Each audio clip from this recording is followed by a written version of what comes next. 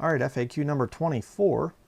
The question comes up, why did John admire the harlot in Revelation chapter 17, verse 6?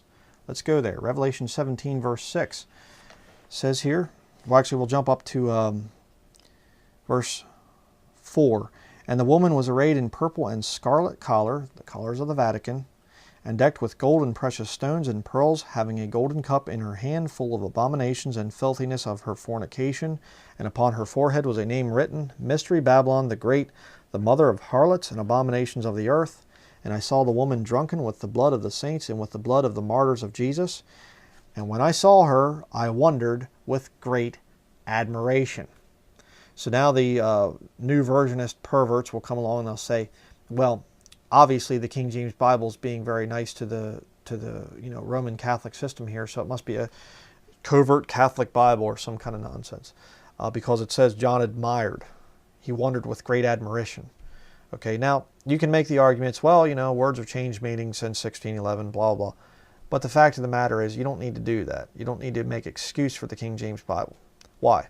Here's what it means. And I saw the woman drunken with the blood of the saints and with the blood of the martyrs of Jesus. And when I saw her, I wondered with great admiration. What's going on there? What did it say back here in verse 5? The mother of harlots and abominations of the earth. It isn't just that John looks over at St. Peter's Basilica in Rome and he sees her and that's that. What does John see? He sees her, the mother, and the daughters. And all those daughters out there.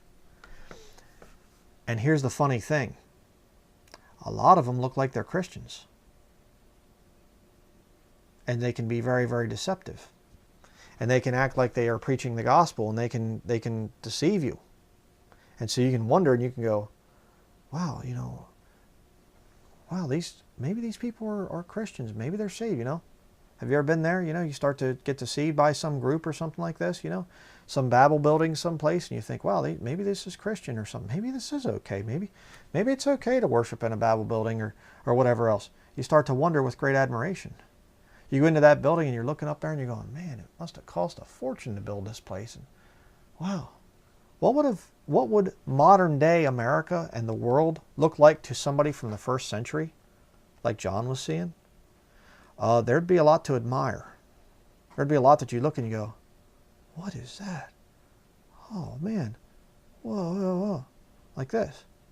I mean, remember, John's mind is back there in the first century.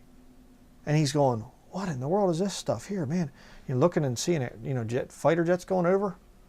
What was that? And seeing all these wild things and stuff like this. I mean, it would have been quite a shock for John to see it.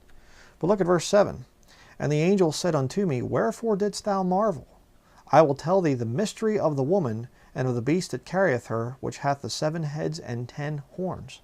So the angel, he understands it, and he's like, why are you marveling? Why are you all impressed by this thing? See? But you see, modern day, what falls under Christianity, if you really study it, it goes back to the Vatican. There were no Christians in the first century building church buildings. People, you just beat that subject to death. Well, it's because a lot of people don't get it yet. They weren't meeting in Babel buildings back in the first century. But the Babel buildings of today, you can make them look pretty close to being good Christian organizations. You can deceive people. Okay? But God never intended it. You cannot show me from Scripture where God ever told anybody to build a church with a steeple on top and do all the other things. It goes back to the Vatican. They're the ones that got it from the pagans. They used the pagan temples and put the Christian names in them. That's why John saw it and was like, oh, wow, it was deceiving John. And the angel's like, hey, why are you marveling? Stop, let me show you the judgment here that's going to come on this system.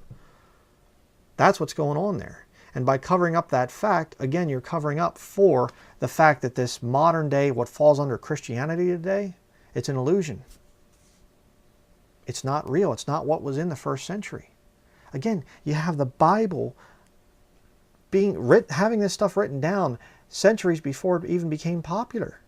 Again, you go back to 1611, Bible-believing Christians back then weren't meeting in church buildings. Okay, the first Baptist church building on record was built in 1700 here in America. You know, they built with a lottery too, state-sponsored lottery. See, it's a problem.